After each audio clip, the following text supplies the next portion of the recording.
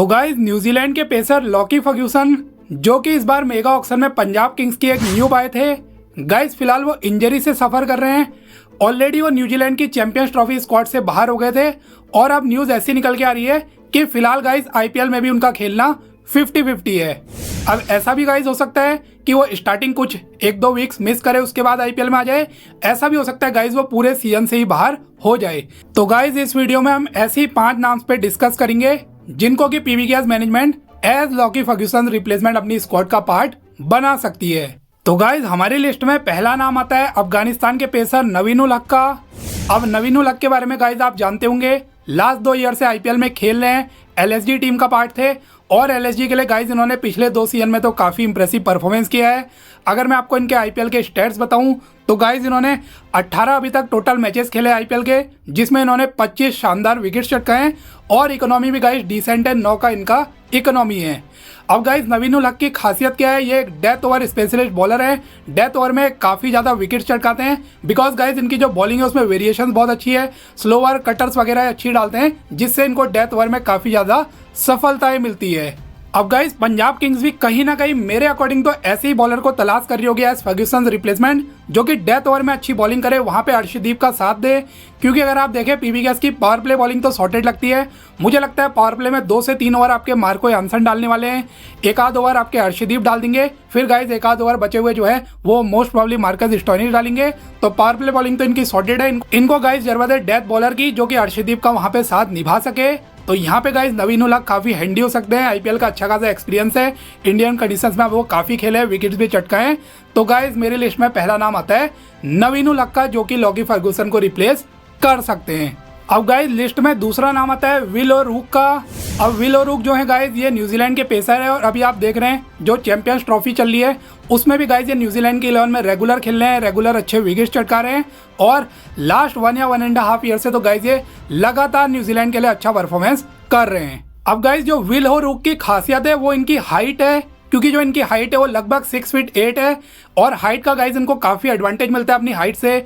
अच्छा इनको बाउंस मिलता है जिससे बल्लेबाजों को काफ़ी ट्रबल होता है इनको रीड वगैरह करने में, इनके अगेंस्ट खेलने में। और इसी की वजह से गाइस इनकी लाइन लेंथ भी काफ़ी एक्यूरेट रहती है जिसकी वजह से इकोनॉमिकल बॉलिंग भी करते हैं और विकेट्स भी अच्छे खासे चटकाते हैं। प्लस गाइस जो विल ओ'रूक हैं ये पावर प्ले में भी बॉलिंग करने में केपेबल है, डेथ ओवर्स में भी बॉलिंग कर सकते हैं और मिडिल ओवर में भी बॉलिंग कर सकते हैं, यानी कि जहां पे जरूरत पड़ती है वहां पे इनका यूज किया जा सकता है। तो गाइज मुझे ऐसा लगता है विल ओ'रूक भी एक अच्छे रिप्लेसमेंट हो सकते हैं लॉकी फर्ग्यूसन की। अब गाइज लिस्ट में तीसरा नाम आता है गस एटकिंसन का। अब गाइज जो गस एटकिंसन है इंग्लिश पेसर हैं और पिछले कुछ टाइम से लगातार इंग्लैंड के लिए अच्छी बॉलिंग कर रहे हैं। इनकी बॉलिंग में गाइज पेस काफ़ी अच्छी है, लगातार 140 प्लस की बॉलिंग करते हैं और प्लस गाइज ये डेथ ओवर में भी काफ़ी अच्छे विकेट चटकाते हैं। डेथ ओवर काइंड ऑफ ये स्पेशलिस्ट हैं, यॉर्कर्स वगैरह गाइज ये अच्छी नेल करते हैं डेथ ओवर में सिमिलर टू लॉकी फर्ग्यूसन और मिडिल ओवर्स में भी गाइज ये अच्छी खासी बॉलिंग करते हैं। प्लस गाइज ये एक और चीज़ का एडवांटेज देते हैं गस एटकिंसन जो है ये बल्ले से भी काफ़ी ज़्यादा सॉलिड है, बैट से गाइज ये लोअर डाउन दी ऑर्डर बड़े बड़े हिट्स लगा सकते हैं। इनफैक्ट गाइज टेस्ट मैचेस में इंग्लैंड के लिए इनका एक सेंचुरी भी है जो मुझे जहां तक याद है श्रीलंका के अगेंस्ट इन्होंने स्कोर की थी।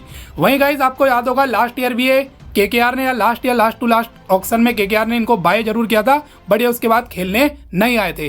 तो इस बार गाइज अगर ये अवेलेबल होते हैं और पीवीकेएस इनको बाय करती है तो मुझे लगता है आईपीएल में अच्छा खासा इंपैक्ट डाल सकते हैं और कहीं ना कहीं इनका जो प्रोफाइल है वो भी सिमिलर टू लॉकी फर्ग्यूसन ही है। उनकी तरह पेस है, उनकी तरह लाइन लेंथ इनकी अच्छी है, यॉर्कर्स वगैरह अच्छी नेल करते हैं और प्लस आपको बैटिंग से भी एडवांटेज देंगे। तो मुझे ऐसा लगता है अच्छा खासा इंपैक्ट आईपीएल में डाल सकते हैं। अब गाइज लिस्ट में चौथा नाम आता है जेसन बेरेंडॉर्फ का। अब जो जेसन बेरेंडॉर्फ है गाइज आपको पता ही है ऑस्ट्रेलियन पेसर है, लास्ट ईयर आईपीएल में एमआई का पार्ट थे, आईपीएल में खेलने का भी अच्छा खासा एक्सपीरियंस है, लेफ्ट आर्म पेसर है। पावर प्ले में गाइज ये अच्छी बॉलिंग करते हैं, पावर प्ले में नई बॉल से इनको अच्छा स्विंग वगैरह मिलता है, प्लस ये डेथ ओवर में भी बॉलिंग करने में केपेबल है। और गाइज जो उनकी रिसेंट फॉर्म है वो भी काफ़ी अच्छी चल रही है। अभी जो recently concluded big bash league हुई गाइज उसमें भी ये टॉप स्कोरर थे, शायद 17-18 इनके विकेट्स थे। हाइट भी इनकी अच्छी है गाइज, बाउंस वगैरह अच्छा मिलता है, लाइन लेंथ इनकी अच्छी रहती है। तो ये भी गाइज एक अच्छी रिप्लेसमेंट हो सकते हैं लॉकी फर्ग्यूसन की। और गाइज प्लस मुझे लगता है जहाँ तक पॉन्टिंग की भी अब प्रीफर्ड चॉइस हो सकते हैं क्योंकि पॉन्टिंग ऑस्ट्रेलियन है और वो मोस्ट प्रॉब्ली बाकी सभी के कंपैरिजन में एक ऑस्ट्रेलियन पेसर को ही सबसे पहले प्रीफर करेंगे। तो यहाँ पे गाइज बेरेंडॉर्फ के बाद इस चीज़ का भी एडवांटेज है। एक हल्का सा गाइज जो ड्रॉबैक मुझे लग रहा है कि वो ये है कि ये लेफ्ट आर्म पेसर है। और अगर आप पीबीकेएस की स्क्वाड में देखेंगे तो मार्को यानसन, अर्शदीप दो आपके पास लेफ्ट आर्म पेसर है। अब क्या पीबीकेएस जो है लेफ्ट आर्म पेसर के पीछे जाएगी ये देखना होगा। बट ओवरऑल गाइस इनको अगर लाया जाता है तो अच्छे बैकअप की तरह भी यूज़ किया जा सकता है। इनफैक्ट इनको मेन 11 में भी पीबीकेएस की खिलाया जा सकता है। अब गाइस हमारी लिस्ट में 5वां नाम आता है मिचेल ओवन का। अब गाइस आपको बता दूं जो मिचेल ओवन है ये पेसर नहीं है, ये एक ओपनिंग बैट्समैन है, ऑस्ट्रेलियन है। और अभी रिसेंटली गाइस जो बिग बैश लीग हुई उसमें इन्होंने बल्ले से अपने तबाही मचाई, कई इन्होंने वहां पे तूफानी पारियां खेली। इनफैक्ट बिग बैश लीग के रिसेंटली टॉप स्कोरर भी थे, सबसे ज़्यादा रन इनके थे। और गाइस इन्होंने जो फाइनल हुआ था वहां पे भी एक बेहतरीन सेंचुरी स्कोर की थी। अब गाइज अगर आप ओवरऑल पंजाब किंग्स की स्क्वाड में देखेंगे तो पेसर्स की कमी नहीं है बिल्कुल भी। अगर आप देखें तो मार्को यानसन आपके पास है, अर्शदीप है, यश ठाकुर, वैशेख और कुलदीप सेन जैसे यंग इंडियन पेसर हैं। इनके अलावा भी गाइस जावियर बाटलेट है बैकअप में, फिर आपके Aaron Hardie, Marcus Stoinis, Omarzai जैसे जो ऑलराउंडर है ये भी पेस बॉलिंग करते हैं। तो overall guys pace bowling department में डेप्थ काफ़ी ज़्यादा है। तो पंजाब मैनेजमेंट चाहे तो पेसर के बदले गाइस एक ओपनर को यहाँ पे बाय कर सकती है, क्योंकि अगर आप पीबीकेएस का ओपनिंग डिपार्टमेंट देखेंगे थोड़ा सा गाइस अनसेटल्ड सा नजर आते हैं, क्योंकि जो प्रभसिमरन सिंह है वो इनकंसिस्टेंट है। अब क्या उन पे उतना ट्रस्ट करते हैं पॉन्टिंग ये देखना होगा।